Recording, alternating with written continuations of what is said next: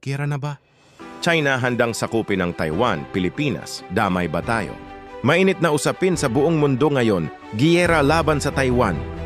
At habang lumalapit ang tensyon, handa na ba ang Pilipinas? Alam nyo ba? Ilang kilometro lang ang pagitan ng Taiwan sa Batanes. Kapag sumiklab ang giyera, hindi tayo ligtas. Kamakailan lang, nagpadala ang China ng warships, fighter jets, at surveillance balloons sa paligid ng Taiwan. Ayon sa Taiwan Defense Ministry, halos araw-araw may Chinese aircraft na tumatawid sa kanilang airspace. Sa gitna ng banta, nagpapalakas na rin ang Pilipinas.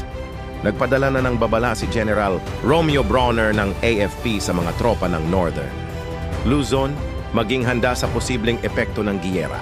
Kasabay nito, nag-deploy na rin ang US ng Typhoon missile system sa Luzon na kayang tumama ng higit 1,000 miles, isang patunay na seryoso ang bantang ito.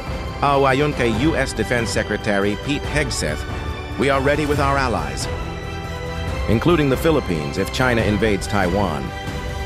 Ito ay bahagi ng tinatawag nilang integrated deterrence para pigilan ang agresyon. Higit 150,000 kababayang OFW ang nasa Taiwan. Inuuna ng pamahalaan ang kanilang seguridad. May mga plano ng evacuation kung kinakailangan. Pero tanong ng marami, paano na tayo ordinaryong Pilipino? Wala tayong kakayahang sumabay sa bilis ng teknolohiya at armas, pero may lakas tayo sa pagkakaisa. Sa panahon ng gulo, ang ating pagkakaisa at pagmamalasakit sa kapwa ang tunay na sandata. Maging alerto, maging handa, at higit sa lahat manalangin para sa kapayapaan. Ibahagi ang video na ito para sa kaalaman ng bawat Pilipino.